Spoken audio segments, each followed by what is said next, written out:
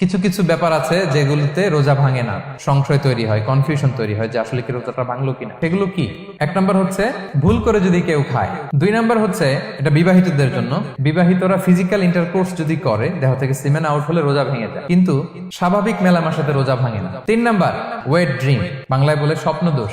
ঘুমের মধ্যে এমন কিছু দেখলেন ফলে আপনার সিমেন আউট হলো, আপনার রোজা ভাঙবে না, শুধু আপনি ঘুম থেকে উঠে ফরজ গোসলটা করে নিলেই হবে। চার নাম্বার হচ্ছে ব্লাড টেস্ট, ব্লাড টেস্ট করলে রোজা ভাঙে না। পাঁচ নাম্বার হচ্ছে অনিচ্ছাকৃত বমি। ছয় নম্বরে নোজ ব্লিডিং, নাক দিয়ে রক্ত ঝরলে মানুষের রোজা ভাঙে না, আনলেস যদি অনেক বেশি অ্যামাউন্টের হয়, আপনি ক্লান্ত হয়ে পড়েন, তখন তো আপনি রোজা ভাঙতে পারেন। সাত নাম্বার রোজা রেখে দাঁত ফেলতে পারবো কিনা, দাঁত ফেললে যে রক্ত বেরোয় এতে রোজা ভাঙে না। আট নাম্বারটা হচ্ছে ইনজেকশন, রোজা রেখে ইনজেকশন দেওয়া যাবে কিনা। কিছু কিছু ইনজেকশন দেওয়া যাবে, কিছু কিছু দেওয়া যাবে না। কোনগুলো দেওয়া যাবে না?